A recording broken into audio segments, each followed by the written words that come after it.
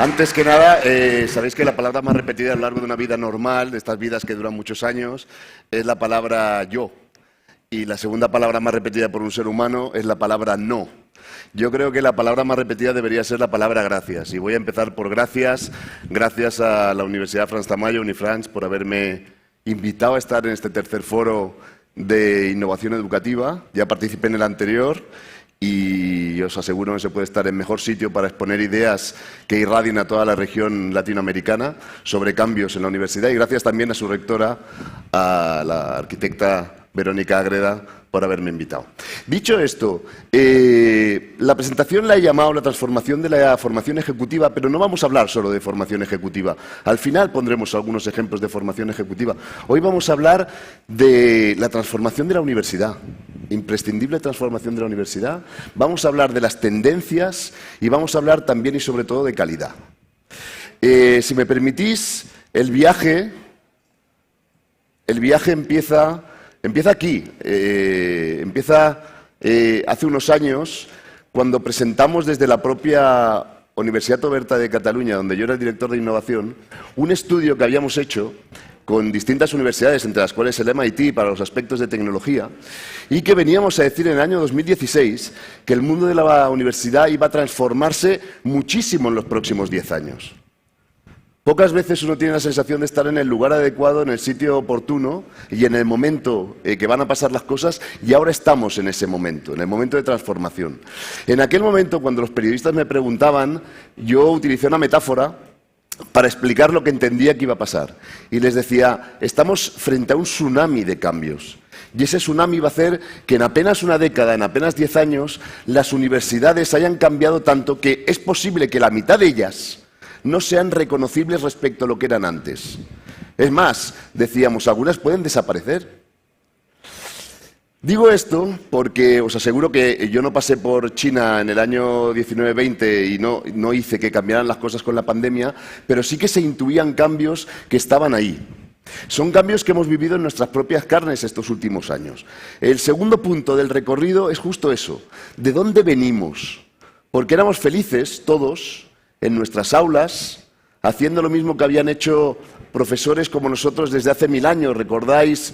El nacimiento de la universidad se sitúa en el año 1088 en Bolonia, en el norte de la península itálica, puesto que Italia no existía como país. Es anterior, pero de hecho, como somos europacéntricos, creemos que todo lo hemos inventado los europeos. De hecho, la universidad más antigua estaba ya en el norte de África, antes que la de Bolonia. Pero bueno, la realidad es que estábamos nosotros en nuestras clases tranquilamente, en las clases de formación profesional, en las clases de formación básica, en las clases de la universidad, haciendo una cosa que nos han enseñado a hacer, que es transmitir nuestros conocimientos, y eso todo un día cambió. Un viernes nos fuimos de fin de semana creyendo que el mundo iba a ser igual, y el lunes el mundo era esto.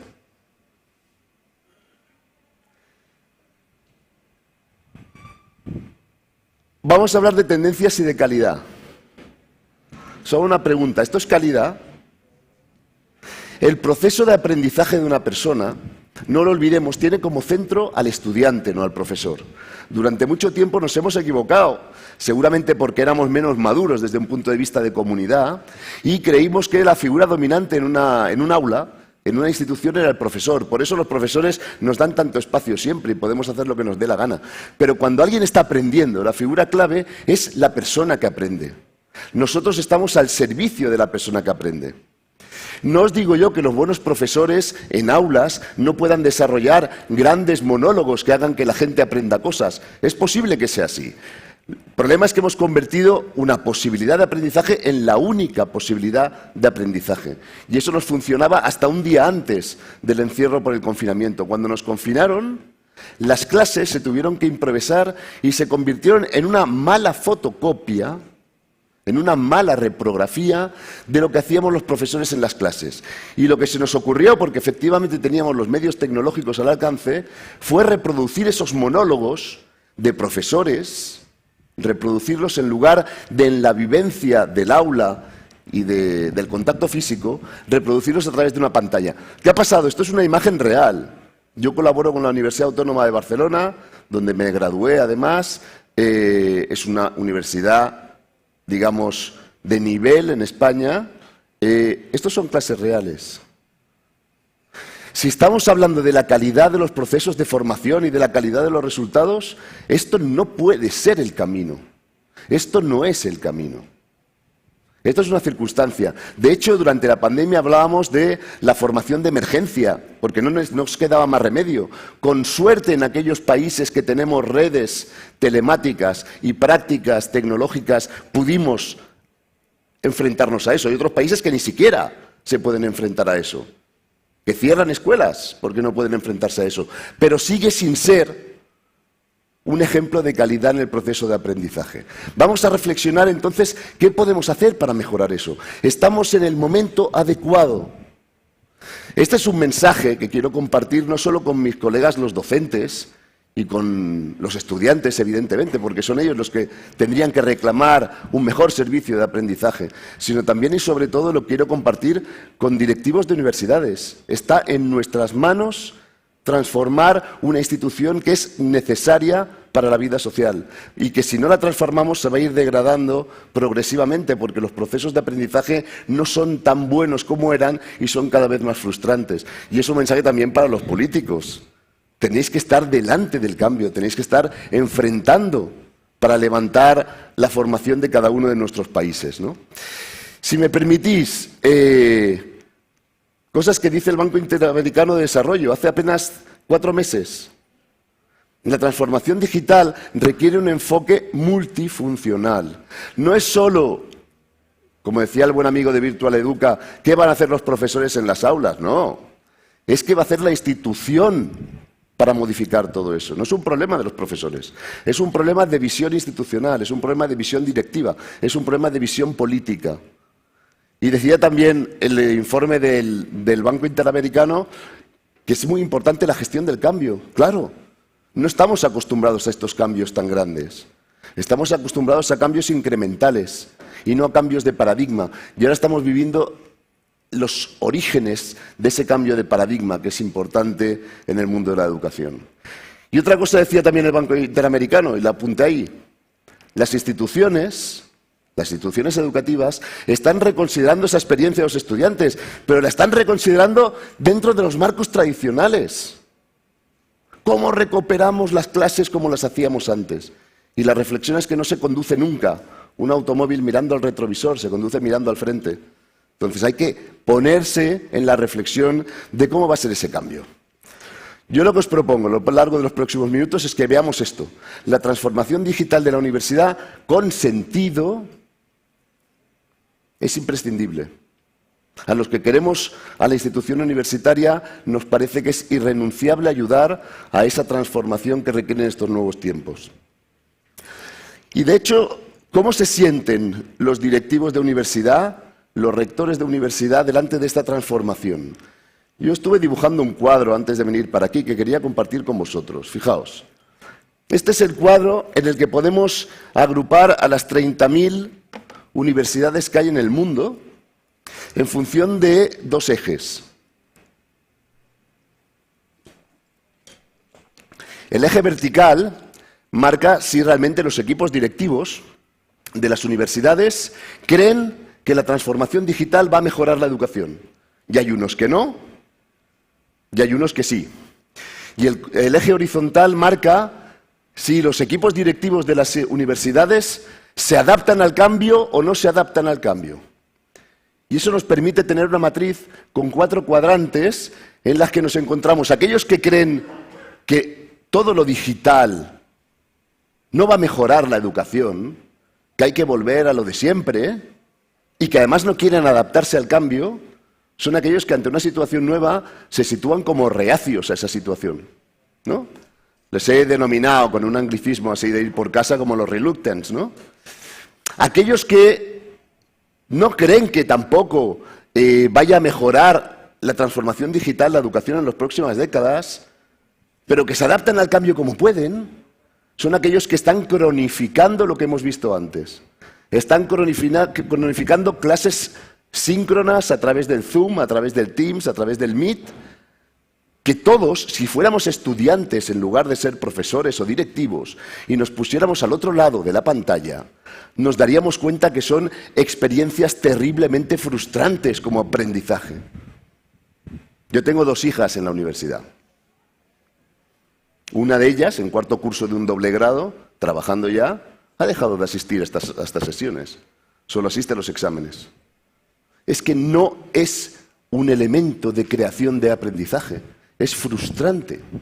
Y luego hay 2 cuadrantes más, aquellos que sí que creen que las transformaciones que estamos viviendo en el mundo, no en la universidad, en la política, en la industria del entretenimiento, en la industria, digamos, de las vacaciones, en todo. Los que creen que sí que va a cambiar y va a mejorar nuestro mundo y no saben cómo hacerlo, que también hay equipos directivos que dicen, yo quiero cambiar, pero no sé cómo, porque vivo en el paradigma que he vivido siempre. Contrato a un profesor, le doy un curso, lo cierro en clase con los estudiantes, cierro la puerta y me voy. Y luego valido que la calidad sea buena. Pues estos también existen y efectivamente también os digo que hay directivos universitarios, rectores que están viendo oportunidades, que creen que la transformación digital va a mejorar el aprendizaje y que además se adaptan rápidamente al cambio. Y estamos viendo que en el mundo de la universidad, fijaos, la lentitud de algunas universidades hace que haya nuevos agentes que intervengan y que entren en el sector. Antes creo que lo comentaba el director ejecutivo de Virtual Edu, que decía, hay un gap, hay un vacío entre la formación universitaria y la formación profesional, hay un vacío para la formación continua de los profesionales. Pues a mí me han llamado ahora y estamos desde Radio Televisión Española montando el primer gran centro de formación para profesionales. Es decir, que van a entrar Radio Televisión Española entrando al negocio de la formación. Fijaos, van a entrar grandes actores a todo esto. Bueno, yo, como las palabras se las lleva el viento, quería dejar como imágenes, ¿no? Metafóricamente para mí los reacios son como esos hipopótamos del Nilo, suelen ser grandes universidades, hipopótamos del Nilo, que están perfectamente ahí, no tienen por qué cambiar, es evidente. Son grandes mamíferos que no tienen por qué cambiar.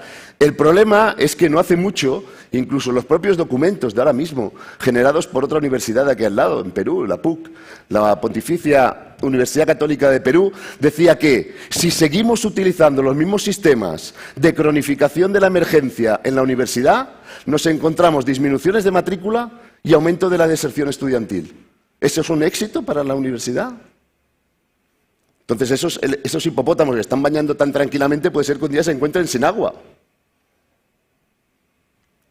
Esto por los reacios. Los que siguen, la imagen es el de la oveja, que sigue lo que hacen. ¿Usted qué hace? No, yo hago lo que hace la otra universidad. Pero es bueno para... No lo sé, no sé si es bueno, pero es lo que hacen los demás. Paremos y pensemos, por favor. Aquellos que quieren cambiar y buscan la solución, pero no tienen los conocimientos o no están acompañados por equipos que les puedan ayudar, pues son como los ratoncitos estos de laboratorio que buscan la salida y muchas veces la encuentran, pero la encuentran con costes de tiempo y de dinero. Y finalmente aquellos que tienen una visión más clara, a mí me parece que hay gente que ahora se está planteando que una universidad que podía ser local acaba siendo regional, que pueden encontrar estudiantes en otros sitios, que pueden generar otro tipo de elementos, etcétera, etcétera. Bueno, para resumirlo podríamos plantearlo así, ¿no? Estamos hablando de hipopótamos, de ovejas, de ratoncitos o de rapaces que están viendo nuevas oportunidades de mercado, ¿no? Seguramente todo esto es modulable, pero es simplemente para que nos quede una visión de todo esto. Fijaos, a mí lo que me interesaría explicaros es que las tendencias más novedosas en las universidades están sucediendo en aquello que yo llamo universidades singulares. Son universidades que quieren hacer algo distinto a los demás. Y os voy a contar una cosa que vais a convenir conmigo. La universidad tiene 1000 años, pero desde un punto de vista de sector, es un sector muy inmaduro, porque la mayoría de universidades hacen lo mismo que la universidad de al lado. El principio de división de los públicos que han ido a las universidades ha sido siempre el principio geográfico. Es tan importante eso que hasta las universidades han tenido esos nombres. Universidad de Sevilla para los sevillanos, Complutense de Madrid para los madrileños, la Sorbona de París para los parisinos. Este es el principio de corte. El corte es, yo voy a formar en niveles superiores geográficamente donde estoy más cerca de donde vivo. Y eso ha funcionado durante mucho tiempo.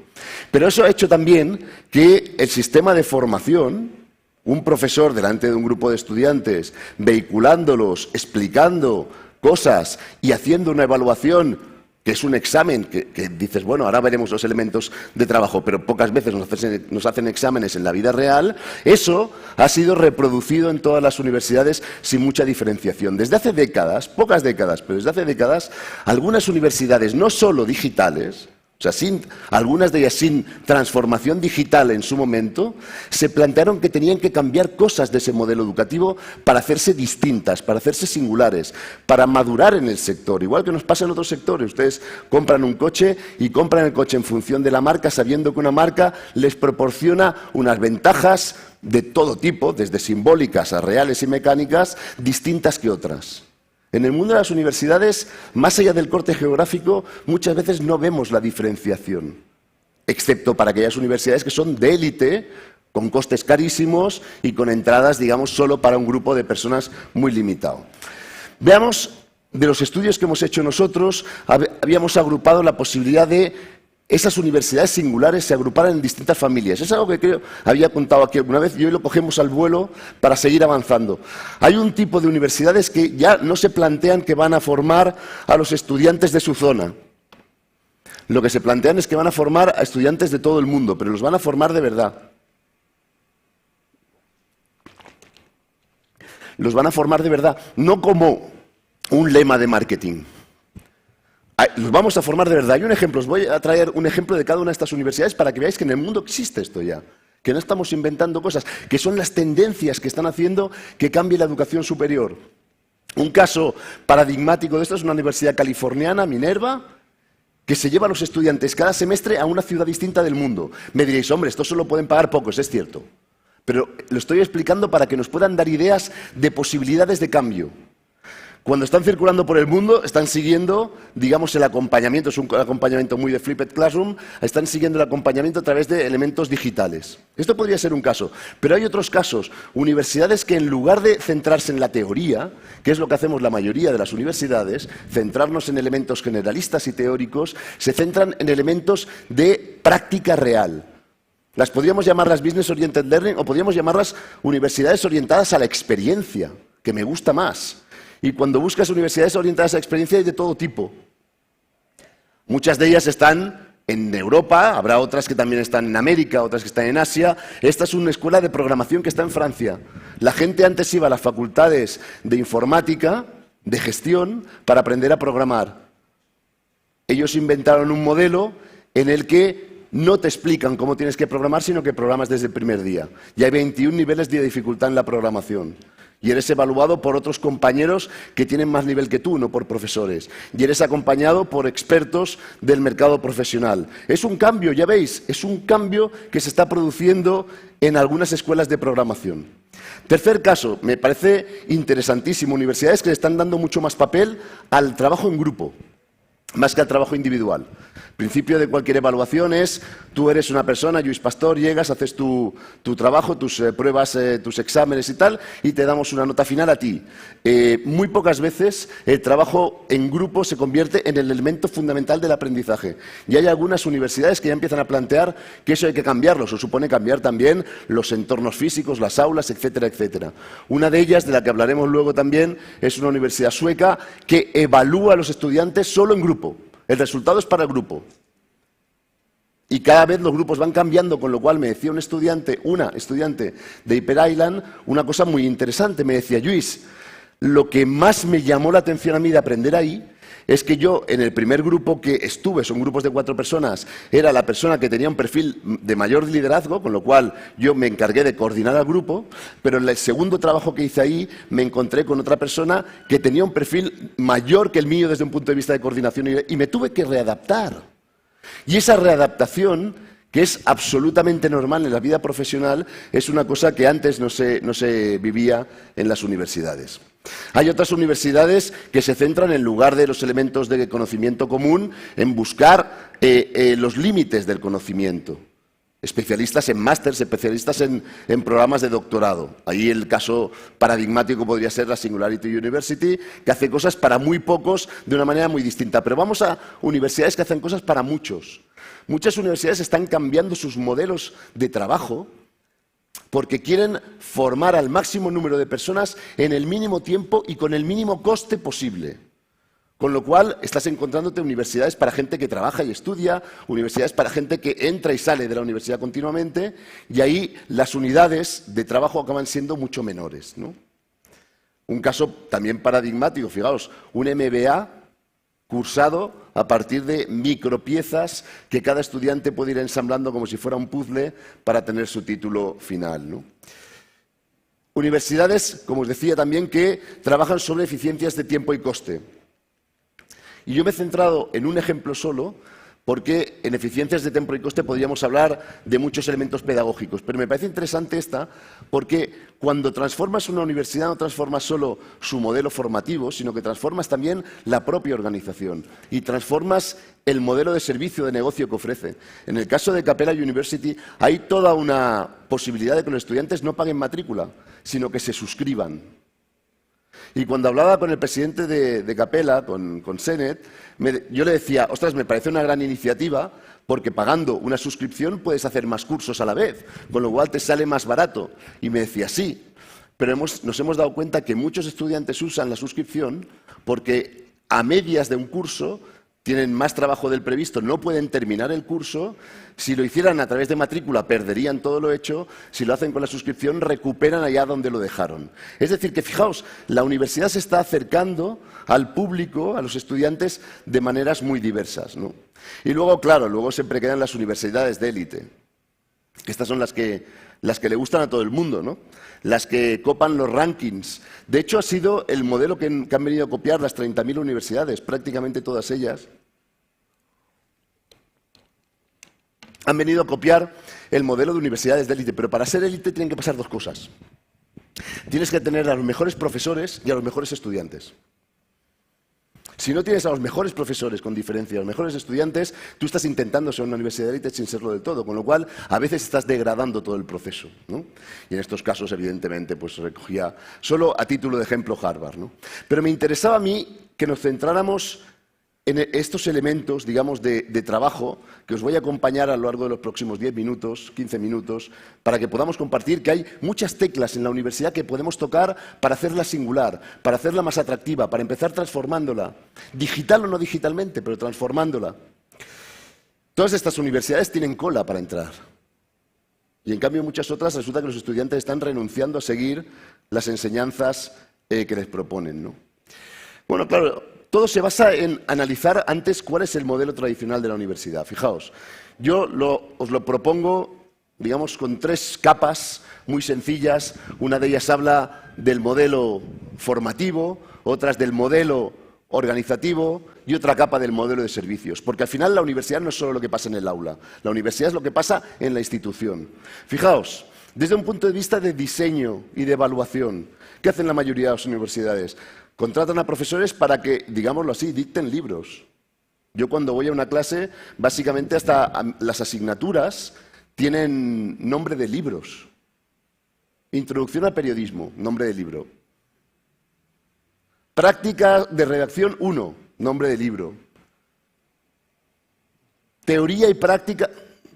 Es decir, hasta los propios nombres de las asignaturas están demostrando que lo que estamos nosotros haciendo es eso, dictar libros. Por eso, cuando te encuentras a veces y estás trabajando con equipos directivos de universidades, te dicen, no, las clases lectivas para dictar la clase, el modelo, que es un modelo de relación, el punto 2, de la acción docente, un modelo de relación instruccional, yo instruyo a la gente, es un modelo que viene de metáforas propias de la sociedad industrial, donde el capataz instruía a los operarios para que hicieran cosas.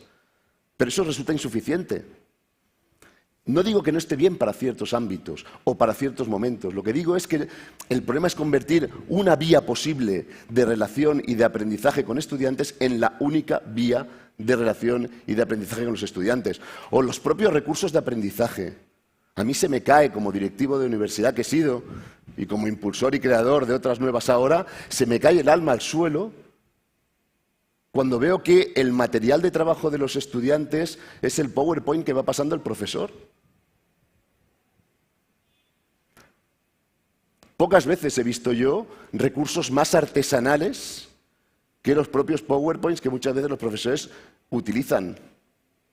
En otros ámbitos ni se nos ocurriría hacer este tipo de cosas, ¿no?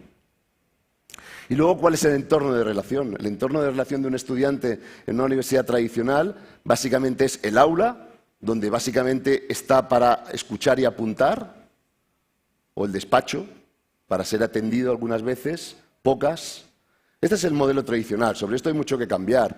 Pero incluso, fijaos, la captación de estudiantes. Captamos siempre al mismo tipo de estudiante y todos sabemos que no es verdad. Eso de la formación a lo largo de la vida, que decíamos los de la UOC en los años 90, en los años 2000, y que parecíamos unos tíos como muy nuevos y tal, hoy está al orden del día. ¿Cuáles van a ser las profesiones de más éxito en el año 2030? Si alguien lo sabe, que me lo diga, que le pido la lotería también para el día de Navidad. No lo sabemos. Y en cambio seguimos buscando el mismo tipo de público que creemos que se van a formar solo una vez en la vida, haciendo su pregrado, su maestría o su curso de formación profesional y ya. Esto no es así, esto va a cambiar. El ámbito geográfico de las universidades deja de ser estrictamente local. No estás buscando solo estudiantes en tu espacio más próximo, puedes buscarlo más lejos, ¿no? El portafolio, que es el tipo de cursos que proponemos. El tipo de cursos que proponemos los centramos solo en lo que yo he denominado aquí casi los cursos portaaviones, ¿no? Un curso portaaviones es un curso o un programa que te requiere 4 años de tu vida para luego, o 2 años de tu vida en el caso de una maestría, 4 años en un caso de un pregrado, y te están formando sobre realidades que existían hace unos años y que posiblemente no existirán en el medio plazo. Lo hablaba con el director de innovación de un centro interesante en Australia y me decía, nosotros mismos estamos reconvirtiendo nuestros pregrados, nuestros grados, en unidades modulares y más pequeñas para poder ponerlas al día de una manera más rápida y más directa y no tener cursos que están ligeramente obsoletos, ¿no? Y la propia contratación, hemos visto el caso de Capella, que hacía suscripciones, pero ¿por qué la contratación de la universidad sucede una vez al año? Yo cuando me quiero comprar un libro, si me dijeran, mira Luis, todos los libros que quieras comprarte para mejorar tu formación, porque al final los libros sirven para 2 cosas, o para entretener o para formarnos, para aprender.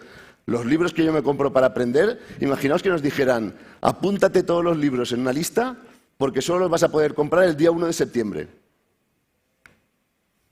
Raro, ¿no? Y un día, si queréis, o incluso en los pasillos, os contaré por qué las universidades empiezan en septiembre los cursos. Porque no hay nada que empiece en septiembre. ¿Por qué empiezan en septiembre los cursos? Entonces, el planteamiento podría ser otro. Podría ser que la gente inicie su formación cada mes o cada día, como cuando compramos un libro. Eso significa cambios organizativos en las universidades, ¿no? Y finalmente, el modelo de servicios. Pues bueno, hay universidades que tienen campus, hay universidades que no, todos los servicios son planos. Un estudiante que tenga dificultad para aprender, ¿por qué no lo apoyamos desde la universidad para aprender más? Le ponemos un profesor que le acompañe a él específicamente, tenemos programas de recuperación, no, le damos el servicio plano a todo el mundo creyendo que todo el mundo es igual. Y luego vamos hablando y decimos que la universidad tiene que personalizarse. Bueno, tiene que personalizarse, tienes que cambiar el sistema organizativo de tu universidad o las propias operaciones de la universidad para cambiarlo, ¿no? Bueno. También las certificaciones, evidentemente. Hoy la certificación de la universidad cuenta mucho, pero igual en el mercado profesional nos estamos encontrando que la certificación de Microsoft va a contar igual, o Google, que dicen que va a entrar en el negocio de la educación también.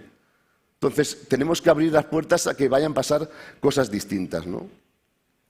Bueno, para terminar, os explicaba que efectivamente cualquier singularidad educativa se centra en no solo lo que pasa en el aula, sino en cómo es nuestro modelo de aprendizaje, cómo es nuestro modelo de organización y cuál es el modelo de servicios, y nos ampliaría por ahí más información, pero sí que me centraría en una reflexión que quería haceros sobre incluso la formación de maestría, la formación ejecutiva, la formación orientada a la práctica profesional. Y había recuperado algunos ejemplos de universidades, puesto son las cosas que más nos interesan a la gente que estamos trabajando en estas lógicas, ver qué universidades hacen cosas interesantes en todo el mundo para poder contarlas y explicarlas a otros públicos. En el caso de la formación ejecutiva, ¿parece que tiene que seguir existiendo la formación ejecutiva? Pues parece que sí. Casi el 60% de las empresas consideran que ayuda a los ejecutivos a hacer su trabajo. Básicamente, ¿para qué sirve la formación ejecutiva? Estamos hablando de la formación ya de posgrado, para adquirir competencias más de mercado, para tener un conocimiento práctico, para tenerlo en poco tiempo. Es decir, una formación ejecutiva no es más que un atajo. Es un atajo al mundo profesional, con la mejor actuación posible. Sales de ahí y tienes la experiencia que hubieras captado durante muchos años. ¿Cuál es el entorno de la formación ejecutiva hoy? Lo apuntaba antes el viceministro. Estamos en un entorno absolutamente cambiante, volátil. Hablaba usted de complejidades, y es cierto. Hablaba usted de incertezas, y es cierto. Estamos en ese entorno. Y en ese entorno nosotros tenemos que formar gente. Tenemos que formar gente y tenemos que hacer que no se pierdan por el camino, que estén vinculadas, que se sientan apasionadas con la transformación de su propia vida. Recordad una cosa, y os lo digo como lo que he sido. Personas que, digamos, están cambiando la lógica de una institución universitaria. Nosotros nos dedicamos a hacer que los sueños de las personas se cumplan. Una persona se imagina haciendo, trabajando en algo, y nosotros somos el elemento portador para que llegue a trabajar en lo que quiere trabajar, ¿no? Con lo cual nosotros estamos tocando el aprendizaje, que el aprendizaje no es otra cosa que el I+D de cada uno de nosotros. Nuestro valor es lo que sepamos, es nuestra reconversión, nuestro I de investigación y D de desarrollo personal. Esto es la formación, por eso es tan importante y por eso tenemos que seguir trabajando en ello. Fijaos, todas las universidades que os voy a presentar ahora, hay 4 o 5, las presento muy rápido para que veáis cómo está cambiando el mundo. Son cosas que están pasando hoy mismo. Todas han empezado a cambiar lo que hemos visto antes que era igual para todos. Han cambiado el diseño del aprendizaje, trabajan por retos, un aprendizaje activo, han incorporado otras figuras que no son solo profesores que van dictando clases, sino que hay expertos, hay guías. Han cambiado los recursos de aprendizaje artesanales por otros de carácter profesional, han diseñado nuevos espacios físicos y digitales para eso, han cambiado sus portafolios, están buscando perfiles para formar distintos, directivos muy jóvenes, directivos muy experimentados, están planteando que hay otros públicos a los que formar y no solo a ese gran grupo de 18 o 30 años, ¿no? Y finalmente proporcionan servicios muy distintos a los que nosotros estamos acostumbrados a ver. Os he recuperado algunas, fijaos, nosotros trabajamos cualquier universidad a partir de un vórtice donde cada uno de los colores, lo rojo indica cambios en el modelo educativo, en el modelo de formación, lo azul clarito, cambios en el modelo de las operaciones y de la organización, y el azul oscuro, cambios en el modelo de servicios o de negocio. Y veréis que cada una de estas universidades es distinta porque tiene valores distintos. Chaos Pilot, un solo titular, un solo tip. Me encanta porque es una escuela de negocios danesa que se planteó que todo tendría que trabajarse en la lógica de proyectos reales. No hay sesiones teóricas sin proyectos reales. Es un cambio del planteamiento generalista y teórico de la universidad a un planteamiento práctico. El caso de Hyper Island que hemos visto antes, lo que le cambia a Hyper Island ahí es que trabajan. La realidad que importa es el grupo, no la persona, porque en la vida profesional casi nunca trabajamos solos. Ni siquiera un novelista o una novelista de éxito trabaja sola, ni siquiera un luthier que hace instrumentos musicales como se hacían hace 3 siglos, trabaja solo. Requiere siempre un grupo de trabajo y ahí Hyper Island la lógica es siempre el grupo. El caso de la Escuela de Berlín me interesa porque, fijaos qué interesante, al principio de la formación se encargan que la gente desaprenda vicios aprendidos. Has venido a desaprender. Coño, porque si no desaprendes no puedes reaprender. Otro caso, el caso de Think, esto es un caso holandés. Este es interesantísima porque se basan en el Design Thinking, prácticamente todos los cursos, y trabajan siempre con prototipos. Usted no presenta un trabajo, usted presenta un prototipo, en la lógica que habíamos hablado alguna vez con la rectora de Unifrance, de los Fab Labs. Es una orientación muy práctica a todo eso. Y el último caso que os había traído, es otro caso holandés, son los Nomads, que dedican 3 meses a que el estudiante se conozca como persona. ¿Qué quieres hacer en la vida? ¿Cómo vas a aportar a tu sociedad? Cosas que a veces no nos planteamos y que nos ayudan luego para saber cuál es nuestra mejor formación posible. Y ahí también trabajan en unidades de lo que llaman ellos unas tribus, con lo cual nunca estás solo, sino que siempre estás trabajando con un grupo de estudiantes. Bueno, básicamente lo que quería plantearos era que sepamos que estamos en un momento muy interesante, que la universidad es una institución, la universidad, los centros de formación profesional, la escuela, son instituciones claves en nuestras sociedades y que tenemos que ayudarlas a que puedan dar esos pasos hacia adelante porque todo en nuestro mundo está cambiando y tiene que cambiar a mejor, no tiene que cambiar a peor, con lo cual lo que queremos es que cada universidad pueda encontrar su espacio y pueda crecer. No en vano la sociedad del conocimiento se llama del conocimiento, y es porque efectivamente, por primera vez en la historia de la humanidad, reconocemos que es el conocimiento lo que va a cambiar el mundo. Bueno, muchísimas gracias por vuestra atención.